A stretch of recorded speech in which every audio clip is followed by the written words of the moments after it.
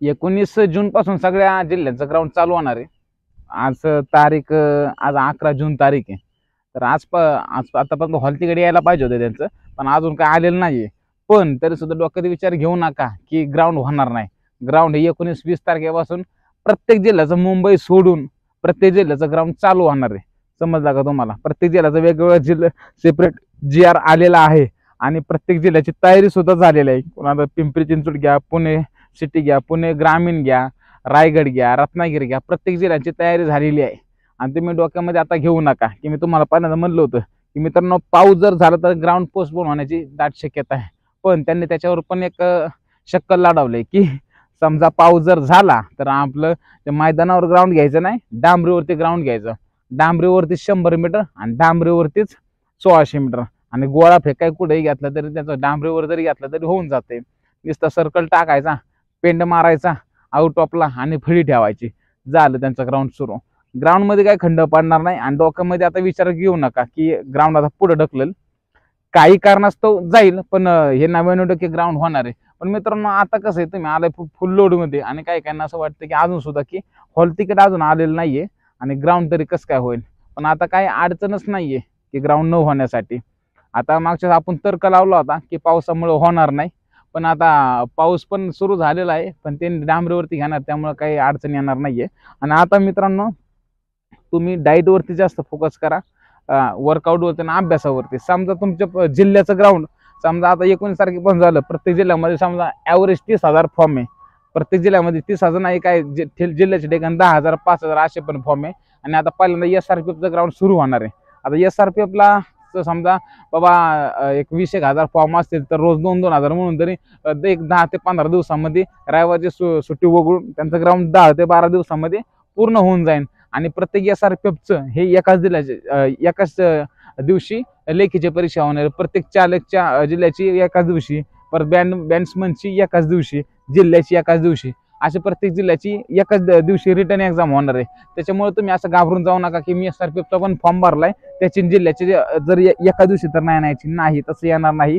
हे वेगवेगळे SRPF चालक, बॅट्समन, जिल्हा पोलीस यांचे वेगवेगळ्या दिवशी होणार आहे। पण आता तुम्ही पाऊस पण येतोय, आता तुम्हाला ग्राउंडची जरा अडचण झाली असेल, कारण आमच्या पण ग्राउंडवरती पाणी झालेलं आहे, पण आम्हाला दुसरा ट्रॅक उपलब्ध असल्यामुळे आम्हाला काही टेन्शन नाहीये, आमचा वर्कआउट एक दिवस पण बुडत नाही। पण तुमच्या डोक्यामध्ये आता चाललेलं असणार की बाबा हो आता ग्राउंड तर होईल, पण मेरिट किती लागणार। तर मागच्या वेळेस मित्रांनो, आपलं मागच्या वेळेस डबल फॉर्म भरले होते मुलांनी, त्यामुळे मेरिट जरा हाय गेलं, काही ठिकाणी 40 गेलं, 42 गेलं, मुंबई सारख्या ठिकाणी 38 पर्यंत, 38-40 असं मेरिट गेलं। पण मुलांच्या डोक्यामध्ये आता एकच विचार आहे की मुंबई सारख्या ठिकाणी बाबा ओपनचे मेरिट किती लागणार। आता मागच्या वेळेस जे मेरिट लागलं होतं त्याच्यापेक्षा तेवढंच मेरिट धरा, किंवा त्याच्यापेक्षा 1-2 मार्कांनी कमी मेरिट लागणार, त्याच्यापेक्षा जास्त मेरिट लागणार नाही। पुणे ग्रामीणचं समजा 43 लागलं होतं तर ते मेरिट तुमचं 43 किंवा 41-40 पर्यंत येण्याची दाट शक्यता। पण पुणे ग्रामीण सारख्या ठिकाणी मुलांनी एकच फॉर्म टाकल्यामुळं तिथं क्वालिटी म्हणजे पुणे ग्रामीण, पुणे सिटी अशा ठिकाणी भरती होणं म्हणजे काही सोपी गोष्ट नसते, ही जरा अवघड गोष्ट आहे आणि काही सोपी पण नाहीये। त्याच्यामुळं टॉपर मुलं खास पुण्यातले ज्यांचे बाबा 45+ ग्राउंड आहे, 90+ लेखी, तेच मुलं पुणे ग्रामीणला फॉर्म भरतात। तर अशा ठिकाणी कॉम्पिटिशन होणार आहे। ते 43 मार्काचं ग्राउंड 41 ते 43 ओपनचं मेरिट जाऊ शकतं, 40, 41, 43 या पद्धतीने। पण बाकीच्या जिल्ह्यांच्या ठिकाणी मित्रांनो फॉर्म कमी असल्यामुळं कॉम्पिटिशन काय होणार नाही। मागच्या वर्षी फॉर्म जास्त होते, कारण की मुलं जास्त कॉम्पिटिशन होते, टॉपर मुलं प्रत्येक ठिकाणी होते, त्यामुळं त्यांनी मेरिट त्यांचं उंचावलं गेलं, त्याच्यामुळं मेरिट जास्त लागलं आणि मग नंतरचं लेखीचं मेरिट कमी लागलं, कारण की काय मुलं आणि एकाच दिवशीचं पेपर झाल्यामुळं काही ठिकाणचा नाही झाला, त्यामुळे मेरिट हे नंतर दोन्ही मिळून मेरिट हे जास्त गेलं, त्याच्यामुळे ना मेरिट जास्त लागलं। आणि एका मुलाला एकाच ठिकाणी पोलीस भरतीला जाता येणार आहे, म्हणजे ड्युटी करताना, त्याच्यामुळे काय मुलं एकाच ठिकाणी गेले, ते त्यांनी जागा सोडून दिली, त्यामुळे मेरिट हाय गेलं आणि मुलांना प्रॉब्लेम झाला। पण ह्या वर्षी तसं होणार नाहीये, मेरिट हे कमी लागणार आहे मित्रांनो, तुम्ही काही जास्त घाबरून जाऊ नका। जी आता तुमची तयारी चालू आहे ती तयारी मध्ये काय खंड पडून का पाऊस पडला तर मित्रांनो रेनकोट टाकून वर्कआउट करा। बाबा ग्राउंडवरती चिखल झाला आता करणार कोण, तर मित्रांनो डांबरीवरती स्लो रनिंग करा, पर्याय नाही आपल्याला। 100 मीटर गोळा फेकची तयारी चांगली करा. गोळा जर 12 मार्काचा जात असेल तो आउट ऑफ टाकण्याचा प्रयत्न करा. 1600 मीटर काय लगेच तुमचा आता एवढ्या 20 दिवसामध्ये लगेच काय 2 मार्क वाढतील, 35चा काय डायरेक्ट 5-10 मध्ये येईल असं होणार नाही. त्यामुळे तुमचा जो इव्हेंट तुम्हाला वाटतं माझा आता आउट ऑफ होऊ शकतो त्या इव्हेंटकडे जास्त लक्ष द्या.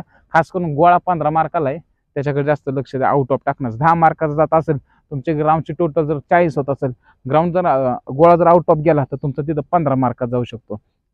आणि लय लोकांच्या मनात आहे सर प्रोटीन प्री वर्कआउट नक्की काय करायचं प्रोटीन प्री वर्कआउटचं. तर मित्रांनो कसं असतं प्री वर्कआउटचा फायदा आहे आणि तोटे पण आहे. तर मित्र जास्त काय प्री वर्कआउट वापरू नका ज्या दिवशी तुमचा हार्ड वर्कआउट असू दे. आता कसं आहे मी स्वतः पण वापरतो, मला त्याचा रिझल्ट माहिती आहे. आणि असं म्हणजे ज्या गोष्टी चांगल्या नाही त्या चांगल्याच नाही म्हणतो, ज्या गोष्टी चांगल्या आहेत त्या चांगल्याच सांगतो. डाएटवरती खर्च प्रोटीन घ्या, व्हे प्रोटीन घ्या कोणत्या कंपनीचं, प्री वर्कआउट घ्या कोणत्या पण कंपनी. तसं नाही की सर हेच बेस्ट आहे हेच बेस्ट आहे.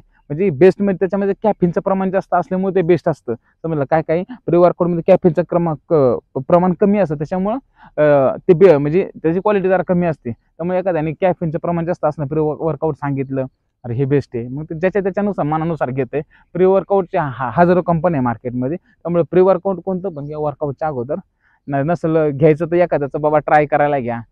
मला पण माहिती आहे, मी पण रोज वापरत असतो कधी कधी वर्कआउटमध्ये. तर मित्रांनो एवढ्या गोष्टी लक्षात घ्या. तर मेरिटचं काय टेन्शन घेऊ नका, तुमची तयारी आहे ते रेग्युलर चालू राहू द्या. बाकी व्हिडिओचा काय उद्देश नव्हता. ग्राउंड हे 100% होणार आहे, त्यासाठी आपण खास व्हिडिओ बनवला होता. जय महाराष्ट्र.